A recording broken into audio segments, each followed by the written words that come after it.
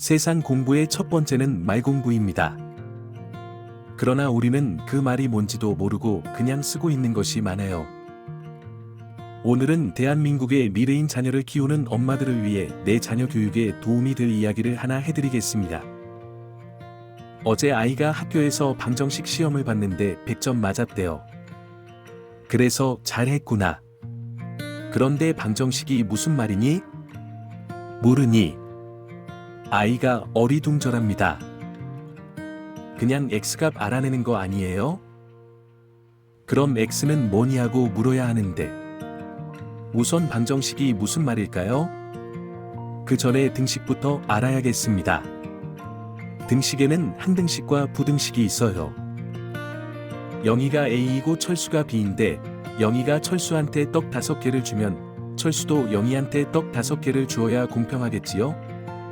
이렇게 서로 주고받은 것이 똑같아서 늘 변함없이 같은 상태, 즉 A, B가 되는 식을 바로 항등식이라 부릅니다.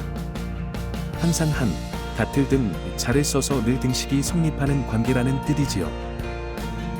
그런데 만약 영희가 떡을 5개 주었는데 철수는 영희에게 2개만 주었다면 어떻겠습니까?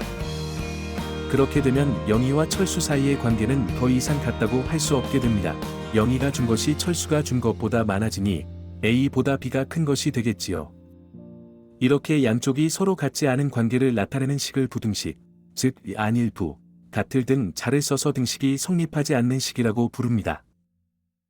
자, 그럼 마지막으로 가장 중요한 것입니다. 여기 A가 있고 B가 있는데 지금은 둘이 다른 상태입니다. 그런데 이 둘을 같게 만들어 주고 싶어요. 어떻게 하면 같아질 수 있을까요? 예를 들어 영희가 떡을 10개 주었는데 철수는 3개만 주어서 저울이 기울어진 상태라고 해봅시다. 이 저울을 평평하게, 즉 같게 만들려면 어떻게 해야 할까요?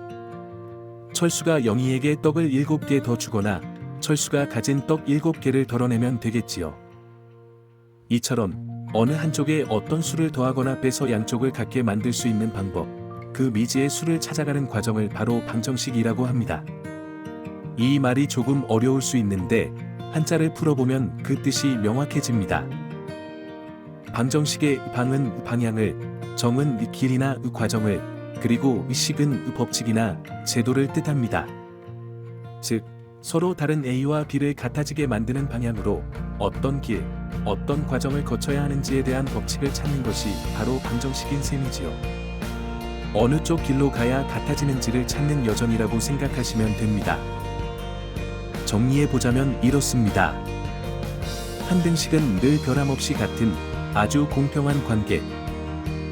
부등식은 서로 달라서 한쪽으로 기울어진 관계. 방정식은 그 기울어진 관계를 바로잡아 같게 만드는 방향과 길을 찾는 지혜로운 법칙.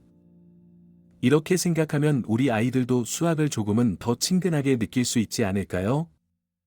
말 공부는 곧 삶의 등불입니다.